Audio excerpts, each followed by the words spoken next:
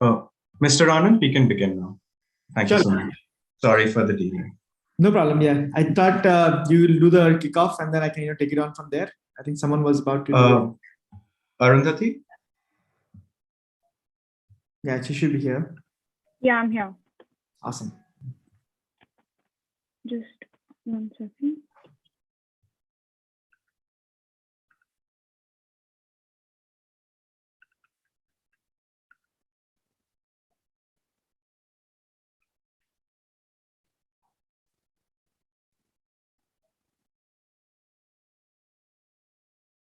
Okay, I'll just start with a quick introduction then. Welcome, Mr. Anand. We're so happy to have you. And I just want to tell you a little bit about him. We're very lucky to have him here, actually. And if at any point you can't hear me, just let me know because I keep dropping out of this call. Mr. Anand is a passionate design leader with experience in setting up and leading design teams across industry and academia. His approach is firmly grounded in applying the principles of design thinking to problem solving, product management, design consulting, entrepreneurship, and design leadership. He is a Wipro Seeding Fellow, a TFIX Fellow, and was awarded the Young Entrepreneur Award by the Bihar government in 2017. He was also awarded the IIT Guwahati Alumni Excellence Award in 2014. Currently, he serves as the Associate Vice President of Design at Paytm. So yeah, thank you for having us. Awesome. Great. I hope my voice is audible, loud and clear. Just a quick feedback. Is that fine? Okay, great. Thank you so much. It's perfect. Awesome, great. So thank you so much, Arundhati and team at Ashoka to reach out to me and to be able to organize something like this. I'm really excited. Of course, I've had like really a lot of friends who graduated out of Ashoka from the very inception, the first years of Ashoka fellows, and like the YF fellows as well. So I've always looked forward to interacting with students at Ashoka, and I really look forward to this interaction as well. My session today is kind of very open-ended, right? It's not like very targeted towards specific tips around UX or UI. It's a very generic session, right? The goal is to give you an overview about what UX, UI, product design is, and then generally like what are some of the key things that we end up focusing on when we think about user experience, user interface, product design, and why it has become such a critical thing in the industry today, right? And we'll be talking about that. And also the way I'll try to do this is we'll go till about like 1:15 or so with a brief a presentation. And then from there onwards, probably we'll take questions, right? In the meanwhile, if you have questions, please feel free to just keep putting it on the chat window. Ideally, I would have wanted this to be a completely AMI session where you could just ask anything. But I thought, let me just do a quick, like basic few slides. And then maybe after that, you can do questions. If there are further questions after that, you can always reach out to me. I think folks at Ashoka have my contact details as well. You can always reach out to me for more interactions, right? All right, so let's get started with this. And it's a very interesting thing for me because I got into design purely by accident, right? So that image is kind of a representation of literally how I got into design. Right? It was my leap of faith moment. And it just so happened that on my day of my JEE counseling, which is in 2001, seems like long, like 2 decades back, right? Like almost 2 decades back. I ended up on the counseling day, and there was no discipline that was in the counseling sequence. The branches that were open were architecture, design, and of course metallurgy and all those other departments. And without knowing anything, without either me or my parents knowing anything about design, I just opted for design, right? And my only conviction there, and my leap of faith moment was that, hey, if they've opened up a branch of design in a prestigious institution like IIT Guwahati, I mean, they must have thought something about it, right? And trust me, that was my moment of my leap of faith moment where I just said, okay, let me just get into this. At the worst, what will happen is I may not like it, and a semester down the line, I could give JEE again and try to get a different branch later on, right?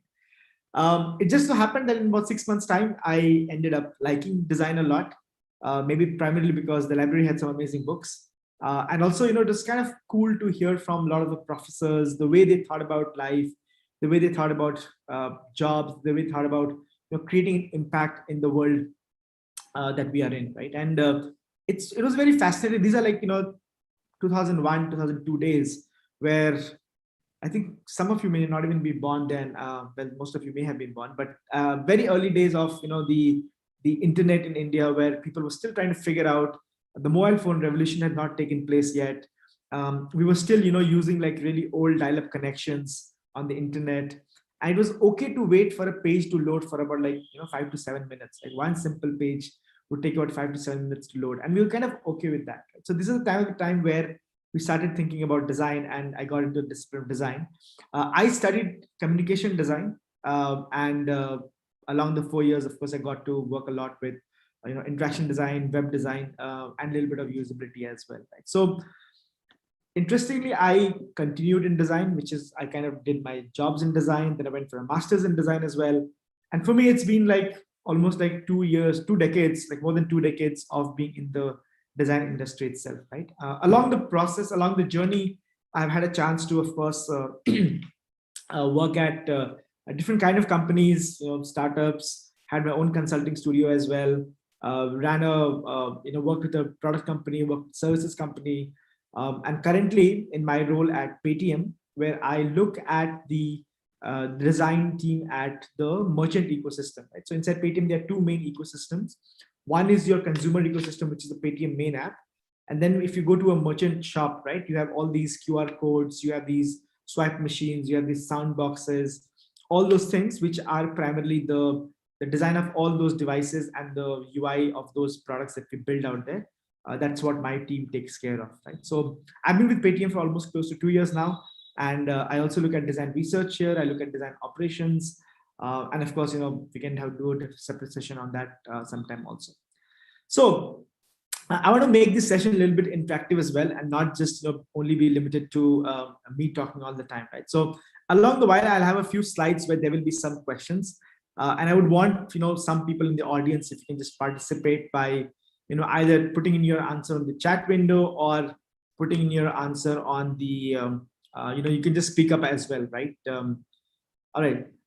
One thing which I do a lot these days is I evangelize a lot about design, primarily because I'm so passionate about design, and I really believe that we need more designers, right? So in the industry, what's happened today, if you look at, there are a lot of people getting into the discipline of design, right? Because it's very easy to get into a discipline of design. And on the demand side as well, the industry is actually demanding good designers, right? So it's a good problem to have, where you have a good demand for designers in the industry. At the same time, there is a lot of designers, there are a lot of avenues for people to kind of study design at the undergrad level, take up certification courses, take up cohort-based courses, participate in projects and in internships with a lot of companies, and make an entry into the world of design. So but of course, love to try to convince young people, specifically when I go to smaller towns like Patna, Ranchi, Bhagalpur, Lucknow. Lucknow is a big town, but like let's say like a Meerut or somewhere, where the conviction about design itself is not there, right? And trying to convince them that you can actually make a good career in design and also earn money, because that's one of the main benchmark that people have, right? So take up design as a career option. Of course, I don't want to convert all of you from CS to design yet, but I'm guessing that some of you might anyways overlap with working with designers in your career. So I personally feel that design is such a natural ability that almost all of us, right? Everyone is designing most of the time, right? Whether we are conscious of it or not. And one of my professors back in my grad school, Eric Stolterman, says this very beautiful in this book. And I firmly believe in this, that all of us, right, no matter what we are doing, we are designing in some form or the other. So in a way, there is an element of designer in all of us already. It's just that some people pursue that interest a lot more, and they eventually end up becoming designers or actually working in the field of design as well. All right, question time. If this is an interface, right, I'm sure all of you are able to see this image. What do you think this is, and whether it's a good interface or a bad interface? What do you think? And what would your experience be because of this? I can see some answers. Shubhro said it's a lift button and it's a bad interface. Okay, Shubhro. So lift buttons, everybody agrees it's lift buttons? Elevate buttons, yes. Okay, Santipta, Vedika, Tanuj also says Tanvir. Okay, great. So we've got the first part right? Like it's a thing. Okay. Yeah. What about, do you think it's a good interface, bad interface, and why? Yeah, anybody can just go ahead. Hiteshri, since someone raised their hand. Yeah, I was just saying that the fact that there's Braille incorporated, it's a good interface. Mhm. I mean, that's the good part of it. Okay. And what's the bad part of it? That there are just too many options. Too many options. mean- Okay. It could be a more concise interface. Okay. It could be a more concise interface. Okay. So I don't know who's raising their arms because hands, because I don't see the list of participants. Okay. Urvi, yeah, go ahead. Yeah, so it's a good interface because of the braille, and it's bad because of the unintuitive order of the Mhm. numbers. Okay, why So you say one will unintuitive? expect one. So when you One say- will when you say it's unintuitive, why do you say it's unintuitive? because one would expect one to be next to 0 and then 2, 3, 4 and so on, and then the next set of numbers to be below. But then it's 1, 2, 3, 4. It's in that weird cone pattern. Yeah. So people might press 2 instead of 1. Okay. Yeah, A imagine. person should not have to think before pressing a lift button. Like a person have to Right. think. Right. And specifically when you think about, there's a braille thing. So imagine if a blind person has to go to the left just to figure out the order, right? Because typically your order would be that it's a very sequential order. Right? So it could be either a linear thing completely or a very sequential, which typically goes 1, 2, 3, 4, 5, 6, 7, 8, 9, 10, 11, 12, right? Or accordingly. So great. So as you can see, right, the notions of experience, the notion of interface is all around us, right? You just have to be a little bit open to the world around you and start observing things which are out there, right? Because there is so much things out there which is actually built on these principles of good design, and of course the ones that are not good design end up becoming bad design as well. All right. So if you look at in our context of what we do at Paytm, and of course a lot of consumer tech companies that we are working, right, where we are focusing a lot on digital experience. The one that you just saw was a physical experience in the physical world, right, where it was about different interfaces. But in generally, when you look at digital experiences, the one thing which is very interesting is the pace at which change is happening, right? We have so many things happening in India, right? And there is just a lot of things happening specifically in the digital experiences space. I think all of you, because primarily most of you would probably coming from the computer science background or maybe some other disciplines who at least have an interest in creating these digital experiences, right? And for you, I think, it's important to recognize this fact that change is so rapid these days, right? So back in the days, it used to be said that change was a generational shift, right? So if my parents did something in a manner, the likelihood that the change would happen would be at the next generation level. These days, and then after some years, it became at a sibling level, and now it's at a yearly level, right? So almost every year there's change happening. And I have 2 daughters. One is 7, one is 1 year old. And in fact, I'm pretty sure that their worldview will be very different and they will be having very different experience altogether than what I had. In fact, my elder daughter would have a very different experience of the world than my younger daughter as well. And that's the change with which we're happening. And in fact, if you look at it, almost every industry, right, is going through this disruptive phase, right? There's a lot of disruption happening in almost every industry. And if I were to, just to kind of zoom this in a little bit only for the graph itself, you can note that on one end, we had the foundations of technology, right? So we had internet, we had social, we had mobile, we had cloud, we had big data, right? The key things which kind of laid the foundations of what we are in today, right? Then, of course, they started finding these innovation accelerators, which were more about finding ways in which we can leverage these initial technology foundations things to build newer application areas, right? So for example, 3D printing became big, renewable energy, Internet of Things, IoT became really big, cognitive sciences, nanotech, robotics, blockchain, and a couple of other areas of application as well.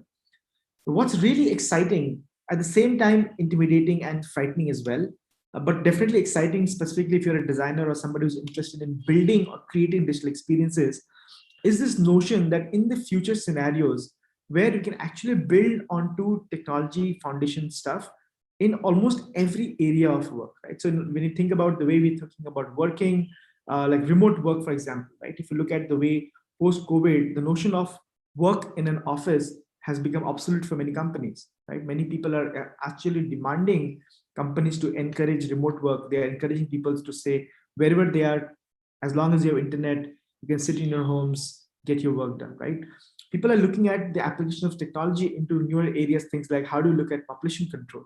How do we look at economies of countries that can be evolved?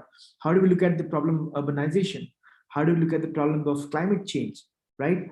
There's a rising energy demand. There's global inequality. There is poverty. So there's so much things out there in which now we are trying to, of course, build products and solutions using technology. So having said that, I'm always mindful about this fact that we have to always be sure that technology is an enabler, right? It will enable a system to function.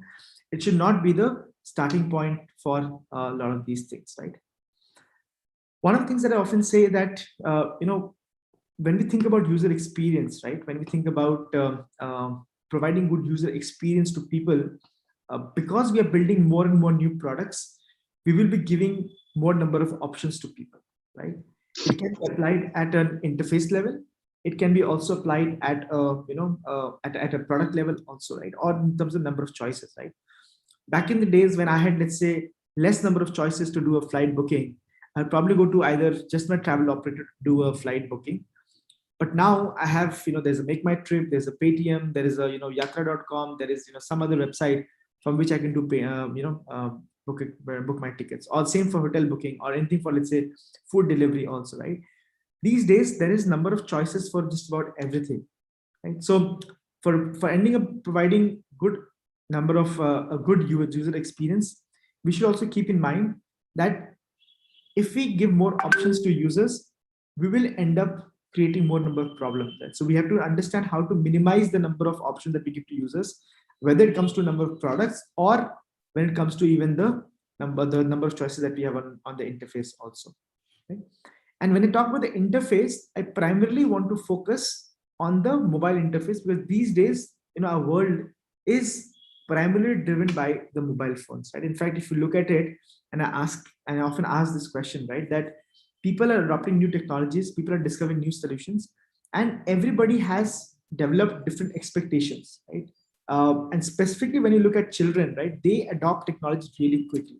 Like my daughter knows more things about Zoom than I know, right? And it's probably because she's starting to use that, and that's very normal for her to actually use a product like that and be able to figure out things which I don't need to figure out. And of course, it's kind of cumbersome for me to figure out as well. So as we start building products and solutions for newer age groups, for newer geographies, right, for people who have never used technology before, there will always be this notion that we should create a product and there will be people who will adopt it, and people will have very different expectations, right? And in fact, there's this very famous quote by Steve Jobs, one of my idols, who basically says that we have to start with the customer experience and work backwards to the technology. One of the biggest mistakes that I find a lot of startup founders, because I advise a lot of startup founders as well, is that they actually sometimes start their discussion and thought process with technology in mind and try to work backwards, right?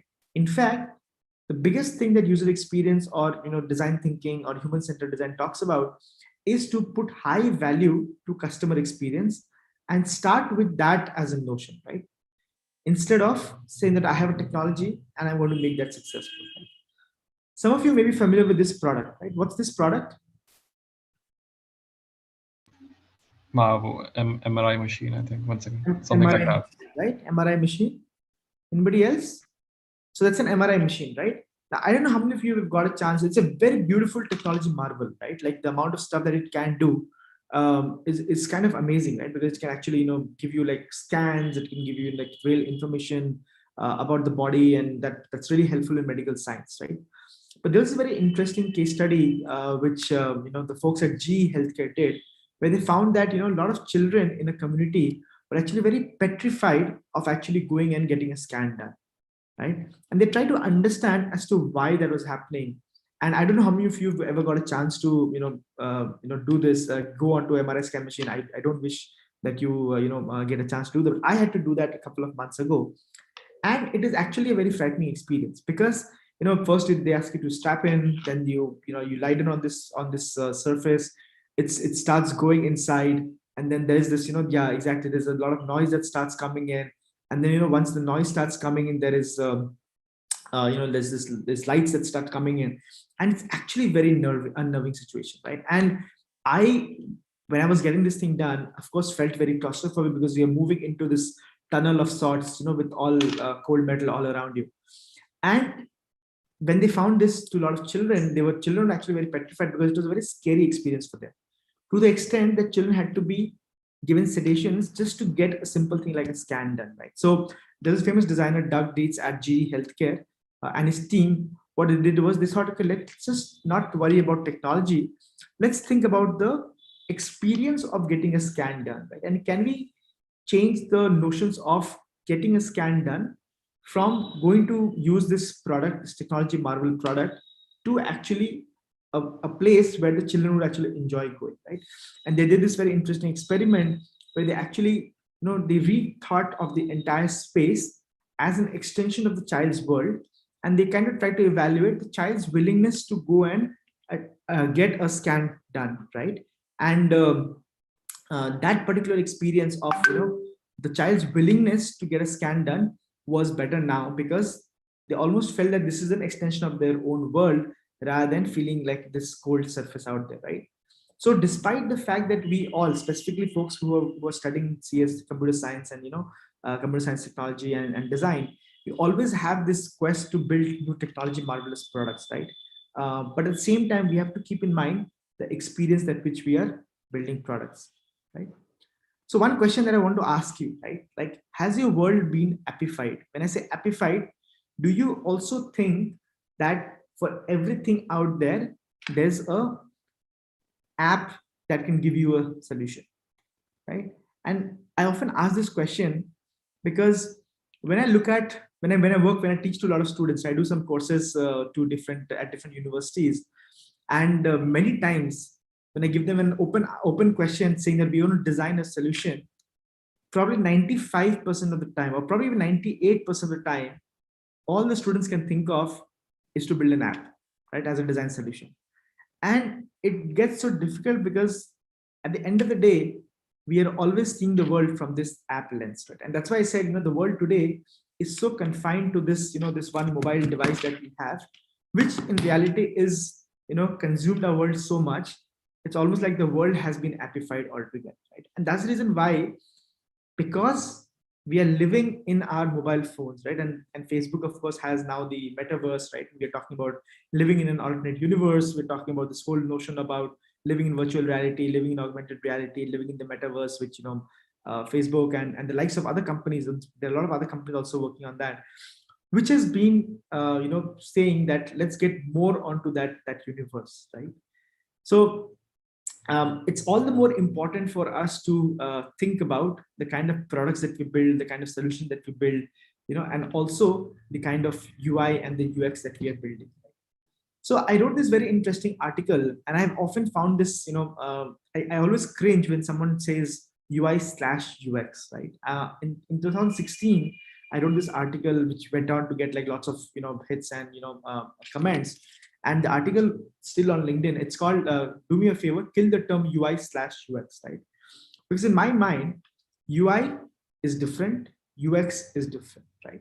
And it's when the moment you say, I want to become either a doctor/nurse, right? I want to go and get a consultation from a doctor/nurse. You will never do that, right?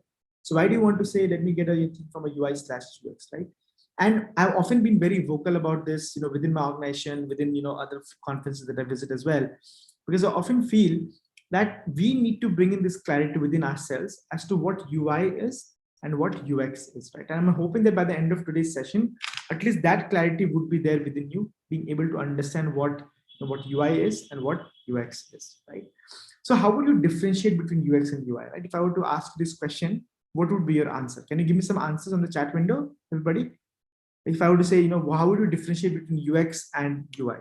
Yeah, Swati, go ahead. Yeah, so UX is basically the thought process, like it involves more of the architecture. There's no visual cues that we're discussing in terms of UX.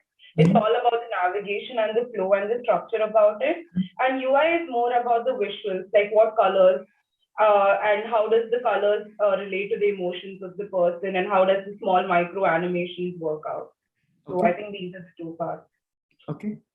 Okay. Shoham? Yeah, go ahead, Shoham.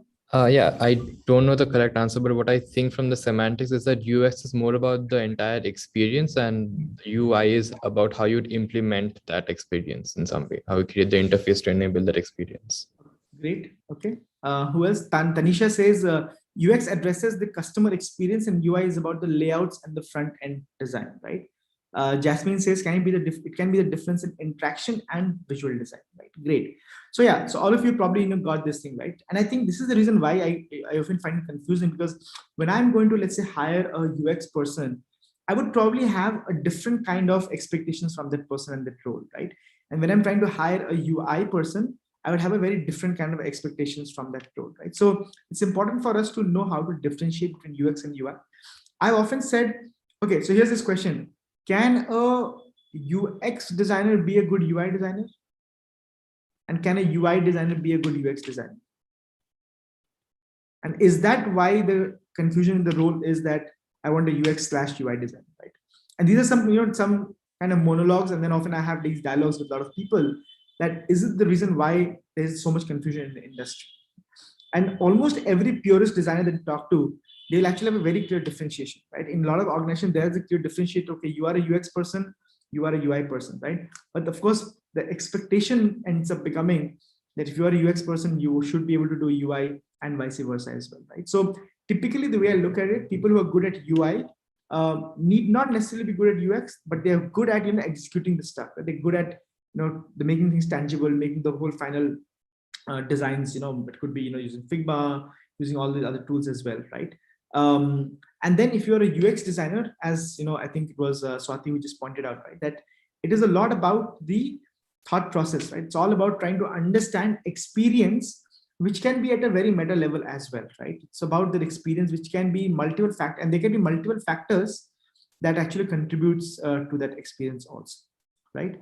So Prakhya says they are different, still interconnected. I think you cannot design the UX without the knowledge of UI and vice versa. Very interesting point, Prakhya. I see a lot of folks from JKLU here as well. Prakhya is here, Paraj is here. Is it like a common thing, or like you've all connected together? Anyways. Okay, so I personally feel that UX is kind of delight, right? And it's the end goal of UX is really to bring in delight. And I often like to bring this imagery of a child having ice cream and the delight with which they often have. Right? And I often feel that UX is delight. But the challenge that I often face when I work with a lot of product designers, and I work a lot with product managers as well, is the fact that a lot of people believe that delight equals adding a lot more features. Right. And this is the big, confusion that often is there in the industry. A lot of people kind of, because I have a lot of features, let me just add to it because, hey, user wants more features, right? And I often call that the featureitis diseases that a lot of companies have, because they just want to push new features, new releases, because they believe that if we keep adding more features, it will result in more delight for the users, right? Which may not be true also, because what we have to understand, it's okay for a customer to get 5 things and get it done really well, then get 10 things and none of those work, right? So we have to be always mindful, right? If we are thinking to designing for delight, and if UX is about making delightful things, and UX is also a lot about experience, we have to make sure that we understand that if we are putting more features, that is going to come at a cost of maybe compromising the delight, and we have to be very mindful about that as well. So another great example, right, from our day-to-day lives, when it talks about UX and UI, right? Like how many buttons do you typically use on the chat window? Can give me a number, right? Like on your lifts in your homes, how many buttons do you typically use on a remote? Like you can just take like 5-10 seconds to recall and just put that number on the chat window. How many buttons do you use on a 4, 6? Okay, 6, 7, 4, 5. 7, 10. Okay, mostly the numerical buttons. Abhishek says he uses 18 buttons. Wow, interesting. Okay, but yeah, average about 6 to 7 buttons. Like there's a lot of data which shows that a lot of people generally use about like 6 to 7 buttons on a remote, right? But if you look at remotes around you, and if you have like multiple remotes in your home, it's just, you know, this whole nightmare to just find, you know, the buttons to do things, right? So the and of course there's a lot of discussions on if you look at the Amazon what's that product there, which Amazon has, Fire Stick, right? The Fire Stick, yeah, the Fire TV, right? The Amazon Fire Stick remote, which is very neat and clean. If you look at the Apple TV remote, also very neat and clean. And also the newer remotes that are coming in, right? They're very clean. They kind of have really thought into this, because earlier the functions used to be more complicated. People have tried to also simplify a lot of things out there. So typically when we look at, you know, user experience, we start to look at it from two perspectives, right? So there's a problem that you want to solve. It results in some sort of anxiety. There's a resolution, and then you end up getting delight, right? The other is there could be a surprise element. It's a pleasurable experience to you, and it's a delight. The other way is that if you don't have if a surprise is actually non-pleasurable experience, then of course it's a non-delight, right? Our end goal of every user experience is to bring in delight, right? So when we act, you know, if you look at any of these consumer tech companies, like let's say a Swiggy or a Paytm or a, you know, Zomato or Make My Trip, the end goal is to always bring in delight to that user, right? And if let's say, if the user is facing a problem and there's a problem to solve, and that anxiety level results in, you know, high levels of anxiety, and the resolution doesn't happen, that's where you know for sure that user experience is breaking out there, right? So it's always a quest for us as designers and design leaders to always be mindful about what is the problem we are solving, what is the anxiety that will cause in the user if that particular thing happens, what is the resolution that we are going to be offering, and if at all it can result in a delight or not, right? Or if you're doing a new interface altogether where you're introducing things to the user for the first time, right? Many times you see things, hey, this was never there before, but it's a new thing, right? And if that's a pleasurable experience, you will always end up having delight, right? So the moment we think about user experience, delight is that word that often comes to my mind as well, right? And the interesting thing about the Indian startup ecosystem, or in the Indian market specifically, if you look at it, right, is like today it is rapidly expanding with the kind of consumer tech products out there. And it is for sure that if you don't take care of the customer, someone else will, right? And because the number of choices that people have, right? So whether it's a digital payments, there's Paytm, PhonePe, Google Pay, Amazon Pay, WhatsApp Pay, and maybe a few more. If you look at travel, there is, it used to be Make My Trip earlier, but then there's Make My Trip, Clear Trip, Ease My Trip. There's Yatra.com. There's so many other. If you look at train ticket booking, earlier it used to be only IRCTC, but now you can do train ticket booking on IRCTC, Paytm. You can do on Make My Trip. You can do on Clear Trip and other platforms as well. So for almost every area or every function of work, there is a certain kind of a competition out there, right? So it's important for us to remember that the only way you can take care of the customer is by providing good user experience, right? Which has to result by your good products that you are building, right? So UX is emotions, and I think all of you probably are already familiar with Norman and his very famous book called Emotional Design, where it talks about these three different states of interactions, right? Where it says one is the visceral level of interaction, the other is the behavioral level, and third is the reflective level. Right? So visceral level primarily is that initial impact that you have with products, right? The appearance is rooted in the form and the aesthetics, and there are a lot of products out there which gets driven purely by the visceral level of impact, right? So I'm sure a lot of you have at least one shiny object in your home which you bought because it looked good, right? Either it could be a product, it could be a tech product, it could be a gadget, it could be a a dress, it could be an interior decoration item, but something which is purely driven by visceral thing because it really looked good to you. So that's the first level of impact, and that's the reason why we say that visual design is important skill to have, because at the end of the day, anything which is visual is what the user will be seeing first, right?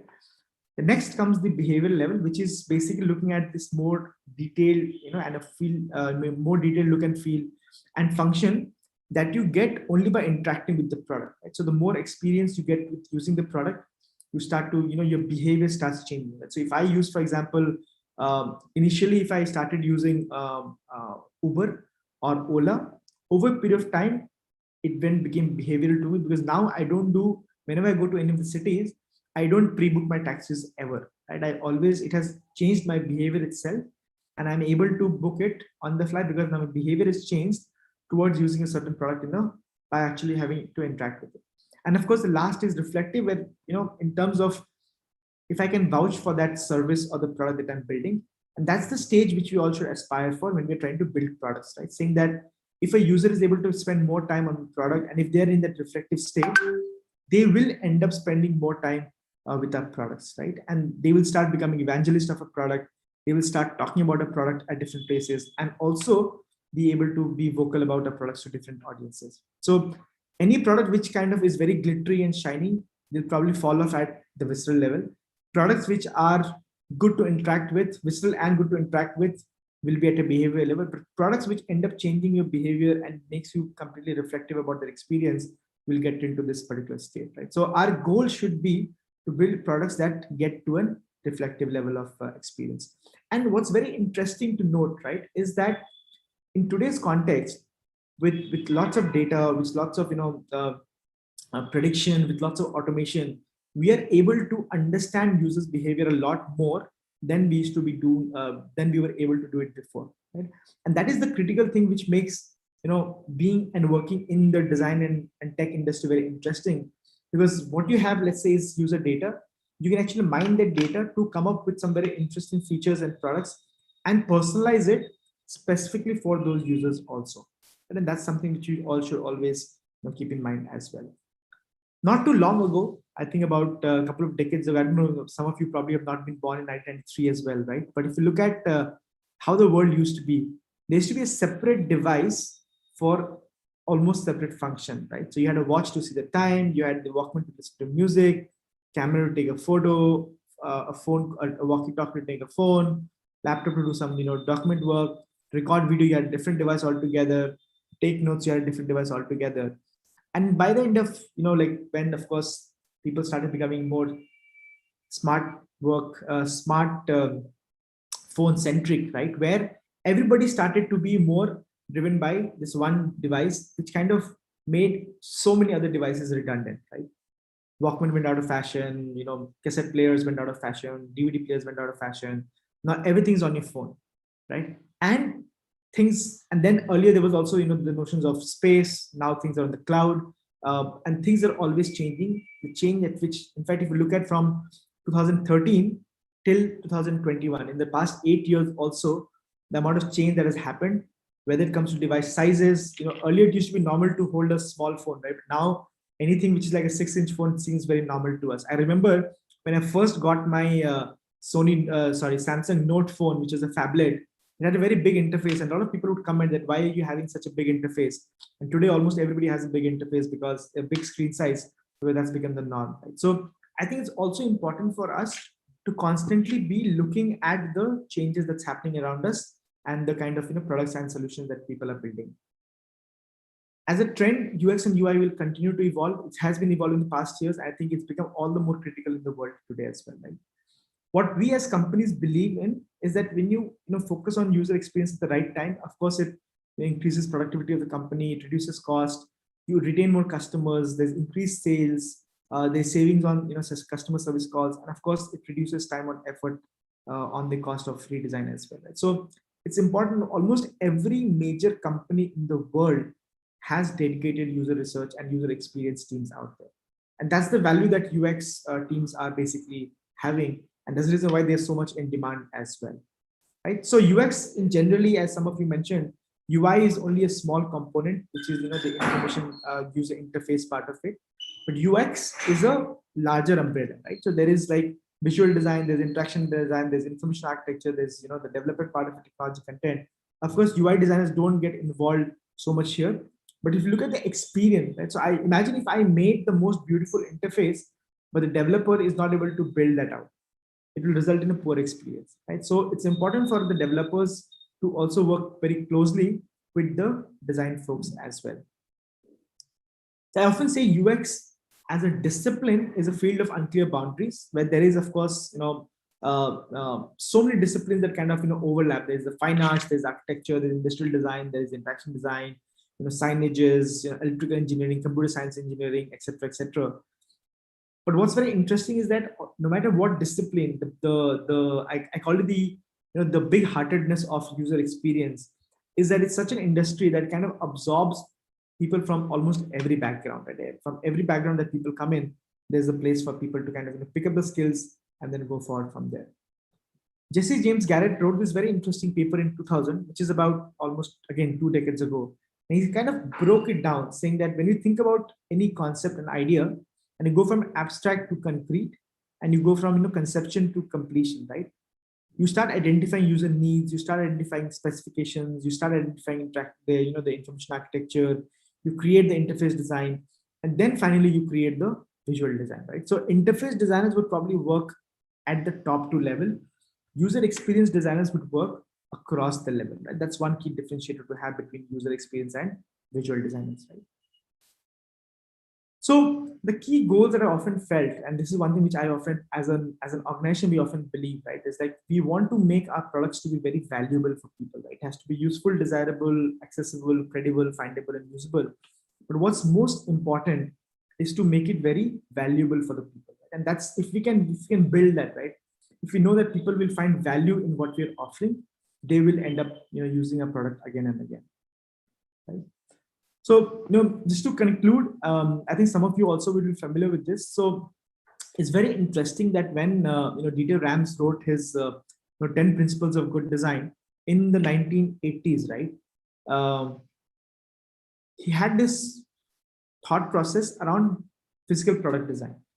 And what really impressed me that those same things are still applicable even in the context of digital experience that we're building, which is basically like, can we make it, good design should be innovative, it should make the product useful, it should be aesthetic, it should make the product understandable by your audience, it should be unobtrusive, it should be honest, the product has to be long lasting, the product has to be thoroughly thought through, it has to be environment friendly, right? There are a lot of debates if you look at on Bitcoin, if you look at the whole Ethereum world out there, where the amount of energy that's being used on crypto is a lot more than what typically you would get in a normal thing, right?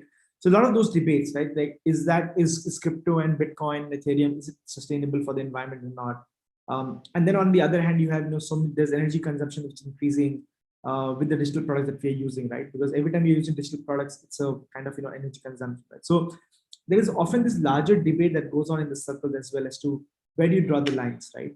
We cannot go back because that's for sure that's not happening, right? We cannot go back to a world which is like, okay, no technology, no nothing out there, because then all of our work would become obsolete, right? We would not be required. So we are kind of preparing for the future, right? And I often believe that design and tech, right? Design and CS specifically, people are actually, they are more like futurists, right? Because they're the people who are actually creating these ideas and then building it out for the future, right? Good design is also as little design as possible, as we told earlier as well, right? That we should keep in mind that we don't want to kind of just bombard the users with a lot of products, a lot of interfaces, a lot of complex interfaces. If you can make it as little as possible to get the work done and then give them things on after that. So today, if you ask me, earlier it used to be that technology and business folks used to work together and they used to kind of design products and solutions. Today, of course, users become a very important part.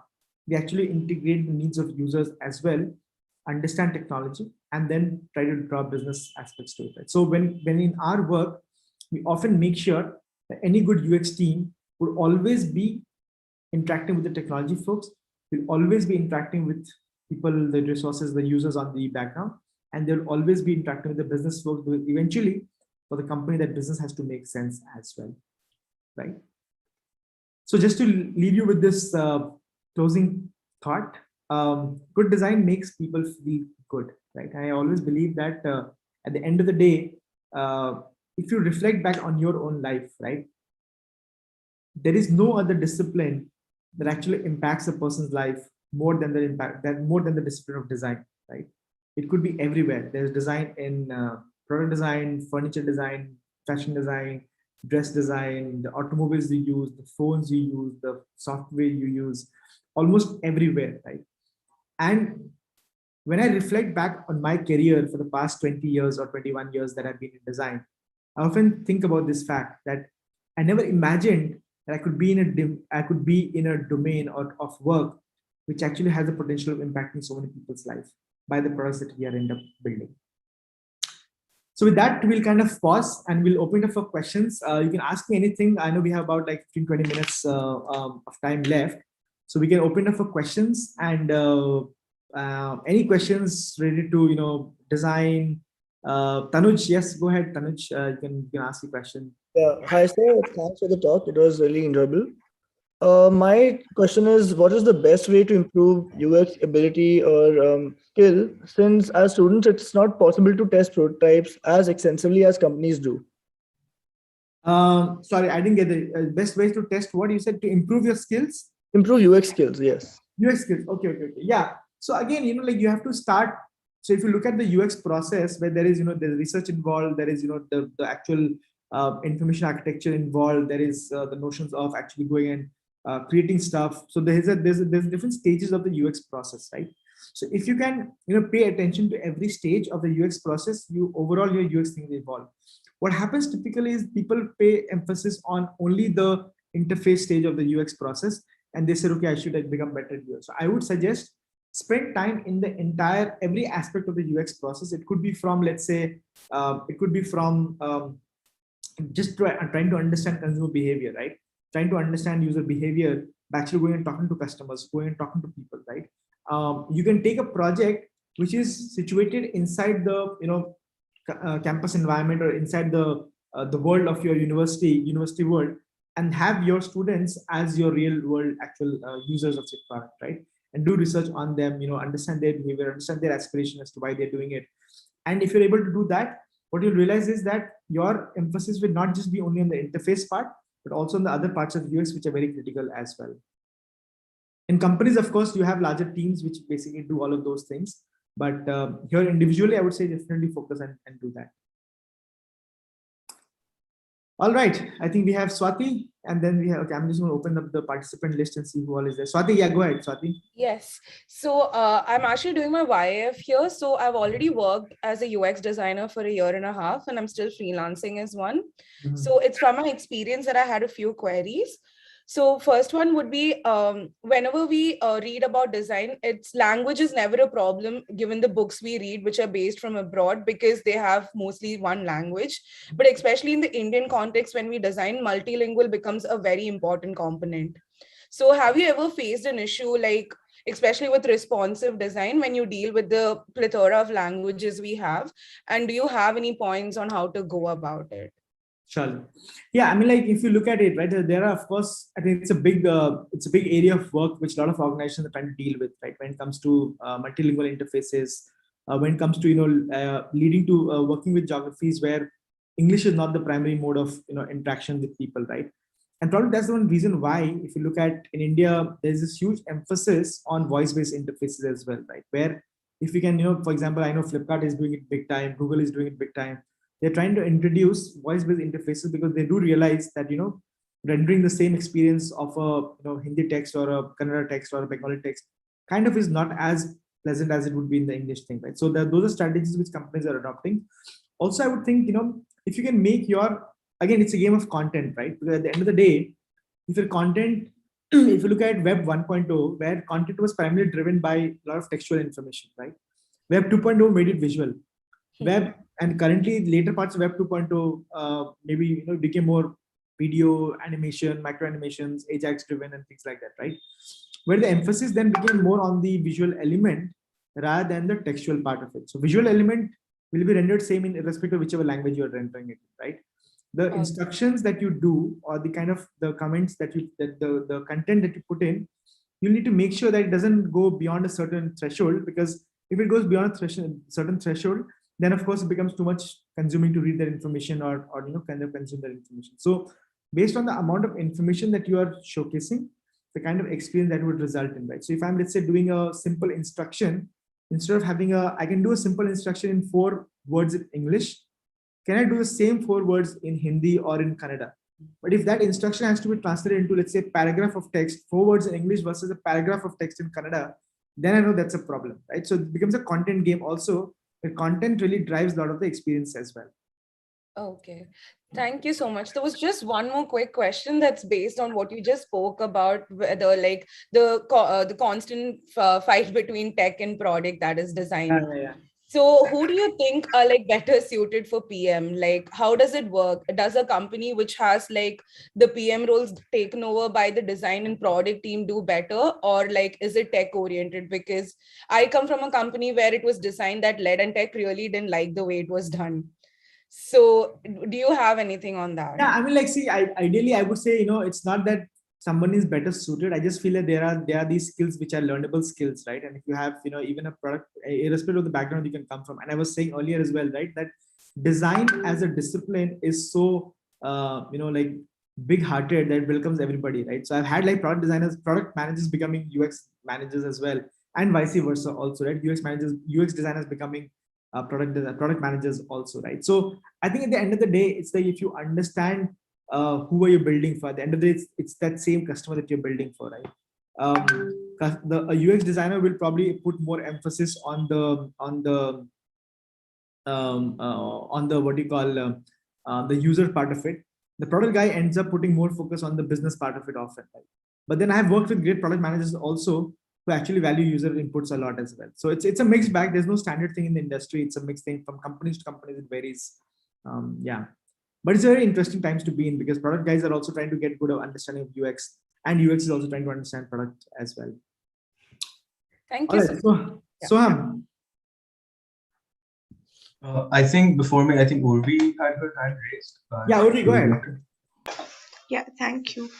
So I just want to know, since you said that you don't prefer the term UI UX, I was wondering if you would still advise people to go into that so-called UI UX field, and if so, what would you advise them to showcase in their portfolio, the projects that you would like to see in maybe a UI UX designer that you hire or your company hires? Surely. Yeah, no, I would definitely say people should definitely go for UX and UI disciplines, right? It's just that I have a problem with the way people trivialize the discipline by saying that I'm okay with hiring a UX/UI. So that phrase, right?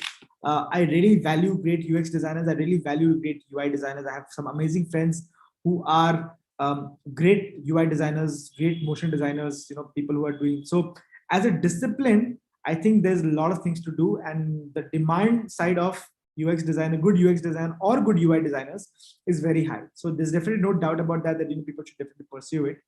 It's just that you should value your own skill set, right? You should know that whether I want to be known more as a UX person or whether I want to be known more as a UI person, right?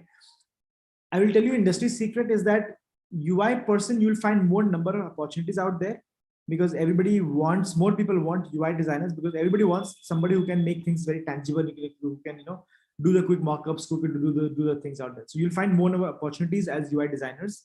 UX designers, few people will invest in, and then fewer people will invest in user researchers as well, right? So you can always position yourself saying that I understand UX design, but I really value myself as a UI designer a lot more, and then apply to jobs accordingly.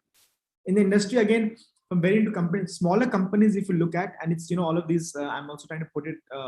I'm working on this book called The Design Job, and that has a lot of chapters on this as well. Basically, it basically talks about this very phenomenon that as a student, what kind of company you should apply to, right? So if you apply to, let's say, a big company, you can be assured that there will be a difference in the roles, right? So you'll have, let's say you join a company like a Microsoft or a Google or a Facebook, right? Where they'll have a dedicated user researcher, they will have a dedicated, user interface designer, they'll have a dedicated person to do usability testing. But if you join a startup, probably you are required to do the same thing, all of them together, right? So the kind of company you apply to also varies on the way they perceive that particular role also, right? So if the role is about at a startup, you're looking at a designer, you can be assured that you'll be required to do everything in the UX domain, right? From research to testing to wireframing to interaction design. But if you're going to a larger company, you'll actually be surprised that they'll ask you, okay, you're doing research, do only research, don't even get into doing wireframing or don't even get into other things. So it depends a lot from that perspective also. All right, Soham, Bahana, there's Paraj, there is Tanuj. Yeah, quite a few questions. Go ahead. So my question is kind of from that example that you gave about the TV remotes. And so like TV remotes. the TV remotes, yeah. So there's one thing about that is that whenever you're opting for simplicity, there is a trade-off that you're making with configurability. So we're kind of, even if the options are still there, the options are 3 menus away. So, and this kind of ties back to, I think, Swati's question about who should be making those decisions in a company, whether it's the designers or whether it's the product, the ones who are handling the tech. So how do you make that decision? Because you will be sacrificing some customers. Like you might get a lot more customers with a simple design, but you will be sacrificing a few with that simple design as well, like the ones who want it.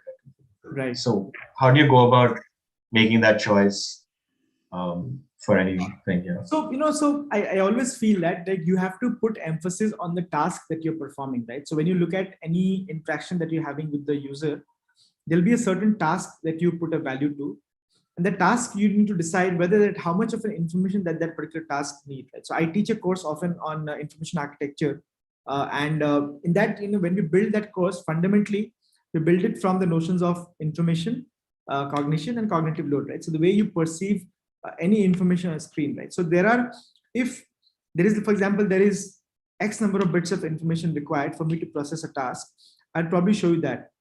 But if I know that the task is critical enough, because then I would not try to give you with more options and then confuse you and add to your cognitive load, right? So, but if I know that if I want to make sure that you actually even discover those things later on, there will be a way for me to make sure that you are able to progressively discover those things on your own, right? So there will be certain cues on my interface or my UI, which will allow you to discover those things, as you progress and as you go along, right? So, for example, you would have supporting text. You would have, like, okay, click here to do next, or let's say you have next, or when you finish a certain task, when you finish a certain process, it'll ask you to do a very action-oriented next step out there, right? If I'm able to do that, I know that the user can go to the next stage, based on my interaction with them. But so depending on the task criticality, I would decide the amount of information that I want to give to the user, because depending on that, I know that the user could feel either overwhelmed or underwhelmed. And if I'm giving lesser information than it's actually required for the person to perform the task, in the disguise of minimalism, often people do that, right? Minimalism hai, to chalo, let's just hide everything and let the user figure out. The user is confused and they're not able to do anything, right? So that's also not good, right? That's like making the user underwhelmed. But then sometimes they're like, user might want this, they might want this, so let's just show everything. That's like overwhelming the user. Sometimes you have to also trust the user and their intuition, because what you have to understand that the user's behaviors and mental models have evolved over the years, right? So back in the days when people started using tech products, it was difficult for them to understand what does a save icon stand for. But today that everybody understands that, right? Or how do you do, let's say, forwarding of messages? WhatsApp made it so easy for us, right? Earlier it used to be like very challenging for us to forward messages. So there are certain behavioral things that we end up building, and then you have to also trust the user and how they have evolved in their own behavior, because then accordingly you can design products and solutions. All right. Makes sense. Thank you so much. Yeah, Paraj, I think you've had your hand up for a long time. Yes, sir. Thank you for giving me the chance, and once again, good to see you. Hoping you are doing well. So, sir, one question I have is, since like passing my second year, I'm getting many opportunities and chances in terms of like working on mobile applications and websites as well. But usually, what happens is there's only me, someone with a design background, and rest of the teams, like 8 or 9 colleagues who are belonging to engineering background and management background. So what happens is, like one of the slides you showed us a screenshot by Scott Belsky, more options, more problems. Sometimes it happens, try to explain it to them, but the thing is, they try to see the real world and implement the same things in the digital world as well. And is there any way in which I can bring my ideas over the table and try to explain them that having more options on the screen actually does confuses the users? Yeah. Yeah. So typically what you do is like, again, I don't know if it's a small startup, they might not have the budget and things for doing that. But typically in larger, the way you kind of convince the other people is by actually getting to do some sort of, you can do like some sort of, like guerrilla research or something, right? So what I could do is, you can just take like a basic mock-up, do some basic mock-ups on Figma or any of the tools. And so, okay, let's say you don't believe me, let's just go to real users, show them both the interfaces and just get some user feedback, right? Often what happens is when they hear from you that we should not do this, they will not pay attention. But they when hear from the users that, hey, users are saying that we should not do this, they'll actually pay attention, right? You don't have to probably design the full interface. You can do low fidelity prototyping. Basically, do like either, I would say even on Figma, you can do low fidelity prototyping, create some wireframes, create some basic concepts, and just take it to the real users, get some feedback from them, and then basically, use that data to basically validate your points. Sorry. Thank you for that. I just have one last question. Whenever you have worked on many projects in the past, so is there any way in which I can know when to draw a line कि अब बस इतना हो गया है, फिर like when to draw a line when thing is perfect, like अब इसके आगे काम नहीं करना है और इतना ही काम करना है? Is there any way in which we can know how to draw that line? Perfection is a never-ending quest, my friend. So, you'll always, you'll never feel perfect, right? I think that's something which will never happen, because there's always iterations which will keep happening, because the user behavior are changing, because the markets are changing, because competition is changing rapidly, right? So there'll never be a state where you are actually in a perfect state, right? So you'll have to say that this is the end of it, take a call and then move forward. We've had projects which runs for like years, like 10 years, 20 years, also projects keep running because they keep iterating over it, right? So that's the thing that you need to keep in mind. So yeah, don't run after perfection. I think it's important to just keep building whatever is right for that particular moment. Just do it through there. Thank you so much, sir. All right, Bahana, one question, and then maybe Tanuj after that. Bahana, you there? Yes. Good afternoon, sir. Yeah, go ahead. So my question relates to business goals and user goals. So when you're working in a product company, how would you balance business goals and user goals? Say from the point of view of a designer at Paytm, how would you convince the business stakeholders when they want something which for sure is not going to work out? You have the data with you that has been validated by the users that it's not going to work out, but the stakeholders are still hell-bent on getting it through. How do you navigate that situation? Yeah, I wish I had a right answer to this, right? And if you have the answer, maybe you can tell me as well. But it's a never-ending quest, right? I think it's something which we all struggle with in the industry. It's often because sometimes when business metrics are prioritized. Because if you look at Paytm's journey, it's an IPO company, right? So which means that it's no longer in that very nascent startup journey, right? So. And when you're a public company, then of course numbers matter a lot more, business matters a lot more. So there are certain decisions that take priority over.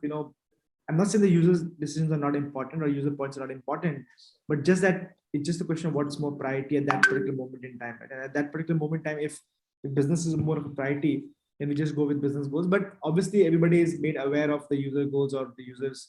What do you call the users inhibitions about a particular feature that we're trying to launch or something. And eventually what happens these days, right? Like even if let's say things go wrong, often companies have a certain kind of what do you call as a there's a certain phrase for it. I forget the phrase for it, but it's more like a correction budget or something, right? Which basically you are willing to try it out, and if it doesn't work out, you always roll back, or and it has happened in the past a lot, right? Like recently, one of our competitors started charging for UPI transactions, and there's a huge backlash, and then they had to roll it back, right? So they will, and that you can see was purely a business goal, right? Because that was driven by business. UPI is free, none of the competitors charges, and if one starts charging, and to the customer, will straight away go to the competitors, right? So there's a huge backlash, and then of course they had to roll it back. So often there is this thing, and people might want to see if it flies or not. If it doesn't fly, there's a time frame to it by which that you can actually call it back as well. So how and who decides that priority at a given point in time?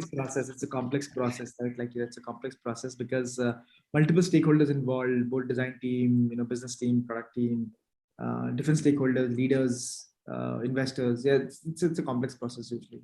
But yeah, I think if you are truly a user-driven company, I think that takes more priority over everything else, right? So I think the best companies in the world who really value user feedback a lot more, they will really value that a lot.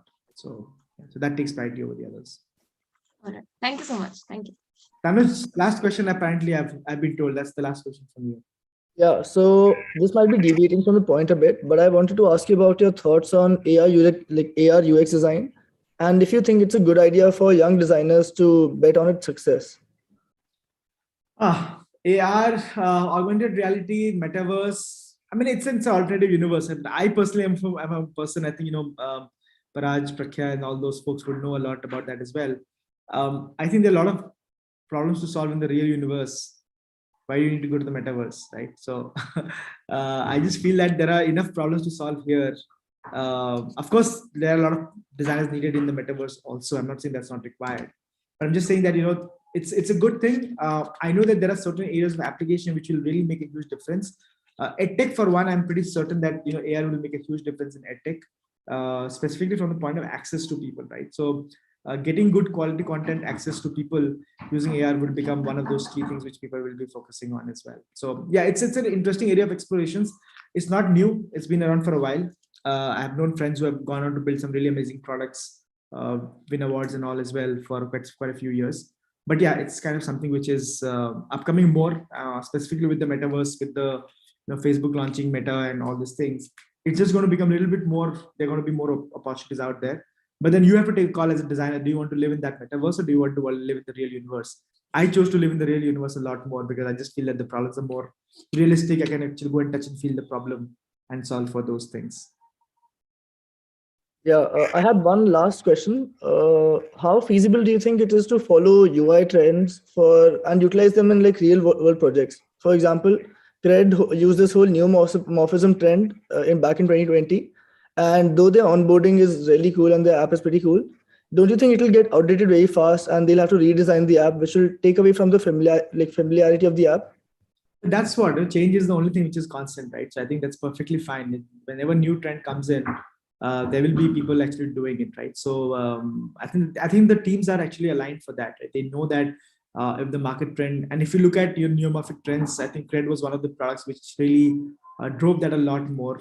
And of course, there is a lot of companies which actually did that, right? I mean, we also had a choice, but we chose not to go with that trend because we felt our user base is not as sophisticated as a Cred user base, right? So your decision often is based on the user base, the kind of familiarity that user bases have as well, right? So yeah, all these factors also come into the picture when you decide upon what trend to follow, whether you want to follow a trend or not follow a trend also, you kind of think from that. Great. Awesome. Arundhati, over to you. Yeah, thank you. I just wanted to say a huge thank you for coming today and to everyone who showed up. I'm so glad everyone is so interactive. I was worried you wouldn't be. Yeah, and this is a completely excellent session, and I've learned personally so much. And I'm sorry we call the event UI UX. And I just had a couple of announcements to make for all the Ashoka kids. So if there is anyone, so this is strictly just for Ashoka. We're going to be having. I'm going to drop off then. Yeah, okay, that works too. Thank you so much, everyone. Yeah, pleasure. Thank you. Pleasure being here. All the best. I'm always connected. You can always reach out to me, right? I'll be sharing his contact details on the follow-up email. So if anyone has any questions they didn't get to ask, they can ask him personally. Yeah. Okay. Cool. Thank you so much. Bye-bye. Thank you. Thank you so Bye-bye. much for attending. Thank you. So this is for all the Ashoka kids.